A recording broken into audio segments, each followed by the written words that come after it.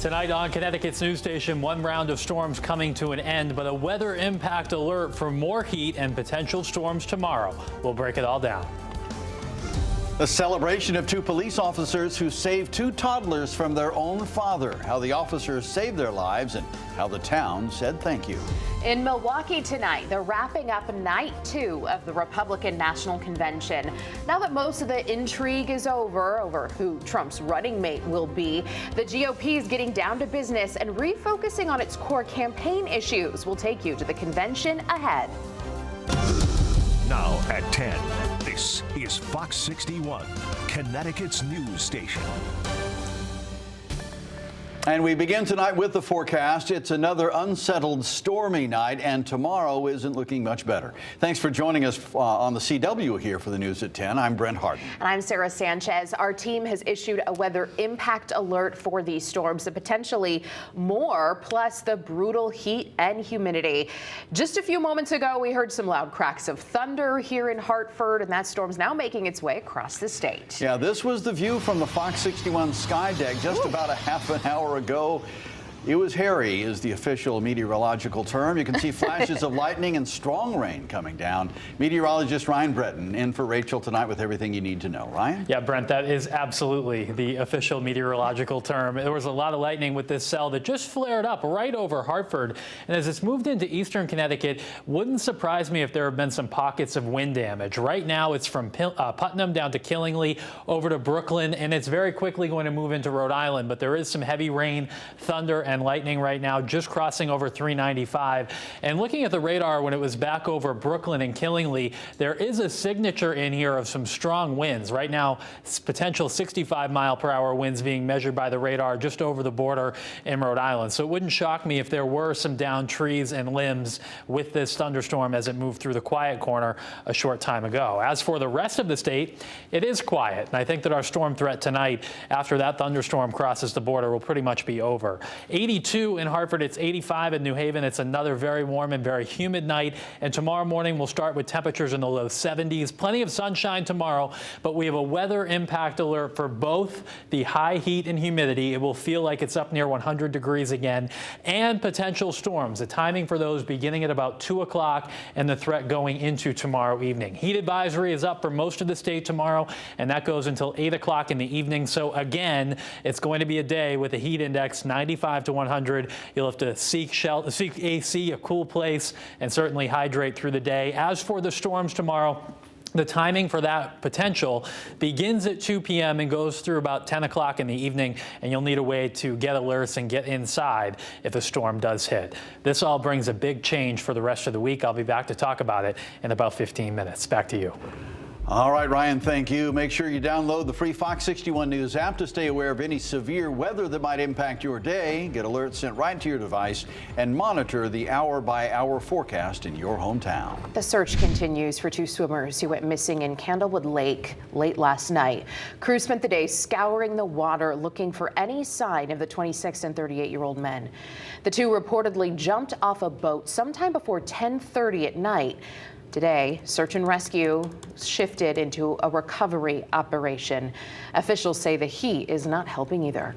They're under a lot of heat, a lot of stress. They're putting a lot of work in, but we've had tremendous help. They've committed to staying out there as long as they can safely stay out there. Unfortunately, there's tragedy with when you mix the hot sun, long days, and accidents happen. It only takes a second. The State Department of Energy and Environmental Protection is leading the investigation using drones, sonar imaging, and even dogs. Their search begins again tomorrow morning at 8 a.m. We have new details tonight on breaking news we brought you last night at 11. A woman involved in a head-on crash in Manchester has died. Police say Portia Williams of Norwich was traveling westbound on Highland Street just before 8 p.m. According to police, Williams collided head-on with another vehicle. Williams was taken to a hospital where she later died from her injuries. The other driver, a woman from Bolton, was also injured but is expected to be okay. Manchester police are asking anyone who witnessed the crash to give them a call. Well, new tonight, a Naugatuck man is in the hospital following a motorcycle crash. This happened near Litchfield and Killeran Roads in Watertown around 1:20 today. Police say the motorcyclist hit a BMW sedan. Police tell us the motorcyclist is a 58-year-old man and he was not wearing a helmet. The motorcyclist is in the hospital with serious injuries. Watertown police are still investigating the crash. A celebration in West Haven tonight as the community gathered to honor the officers who rushed into action, saving 2 toddlers from nearly drowning last month. It was a story that caught national headlines, a really horrific incident. The pair was awarded medals, though, of merit for saving the twins. Police say their father was holding them underwater off the shore of Dawson Avenue Beach. Fox 61's Jake Garcia is live in West Haven with details from tonight's ceremony. So, Jake, what's the atmosphere there? Well, Brent and Sarah, the ceremony was filled with celebration for the officers' heroic action, but not without some emotions as officials recounted the details of the early morning hours of June 22nd. Officers Ian Williamson and McKee Miller met with a standing ovation as they received the Medal of Merit for rescuing 2 toddlers last month. Police say in the early morning hours, Williamson and Miller discovered an SUV parked on the sand at Dawson Ave Beach. And when they went to investigate, that's when they noticed something was very wrong. As they approached the vehicle, they heard children screaming from the direction of the water. As they continued towards the water, it was apparent that a father was deliberately trying to drown his children. This was an incident that every person wearing the badge only sees in their nightmares. The 2 then sprung into action to save the twins, leaving their gear belts on the beach to dive into the water. And the police officers went into the dark against the tide, up to their necks without any of their equipment to try to save those children. And those children are doing really well right now because of them. Their father, 41-year-old Romney Desronville, was arrested and faces multiple charges, including attempted homicide. The mayor says she's glad the officers were at the right place at the right time, calling them guardian angels. Some people believe it's divine intervention and some people believe it's fate or coincidence, but what we could all believe is that it was incredible police work and it was extraordinary bravery that really saved their lives. The toddlers were rushed to Yale New Haven's Children's Hospital, where they recovered and were able to go home earlier this month. Williamson and Miller were also given the Life-Saving Award. The city also honored the dispatchers, firefighters, and detectives who responded that day. Mayor Dorinda Boer delivered a message of gratitude from the twins' mom.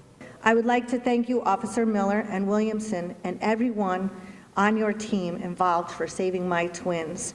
You guys are our family. You are our heroes. No words can ever describe how much you mean to me and my little ones. West Haven Police Chief Joseph Perno got emotional, saying this is what the job is all about. The rescue of the 2 children that I just described to you is an example of the thin blue line.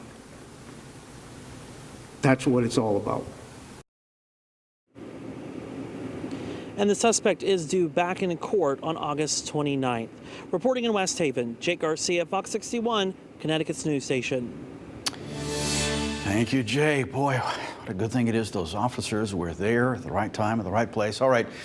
After being sentenced to 14.5 years in prison back in May, Michelle Tronas is working to appeal her conviction now, but she says she'll need a public defender to do it. Fox 61's Julia LeBlanc was at Stamford Superior Court for a brief appearance, her brief appearance today, and she has the details on what was decided. Tronas stood in front of a Stamford judge here at the courthouse today for less than a minute as he granted a motion she filed from prison.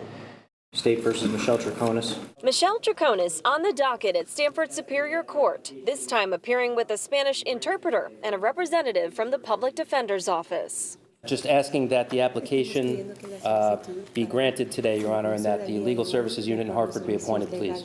The judge granting the motion, allowing Tronas to be represented by a public defender as she starts the appeals process. Thank you, Your Honor. Tronas was sentenced to 14.5 years in prison back in May after a jury found her guilty of conspiracy to commit murder, among other charges, for her role in the death and disappearance of Jennifer Farber-Dulos. Prosecutors say Tronas worked with her then-boyfriend, Fotis Dulos, to kill his estranged wife and cover it up. For the last 5 years, Tronas, her family, and her former attorneys have maintained her innocence, making it clear they'd be appealing. But after her conviction, Tronas filed this paperwork from prison saying, quote, "I cannot pay the fees, costs, and expenses of an appeal. I am indigent, and I cannot afford to hire an attorney." Now, we looked into what it takes to qualify for a public defender in Connecticut. The state's website explains defendants without any dependents must make no more than $33,885 per year in order to use a public defender. Since Tronas has a daughter, that threshold is raised to nearly $46,000 a year. Now, Tronas remains at the York Correctional Institution in Niantic. She's expected back here in court in September for a separate contempt charge filed against her during her trial. We are in Stamford. Julia LeBlanc, Fox 61, Connecticut's news station.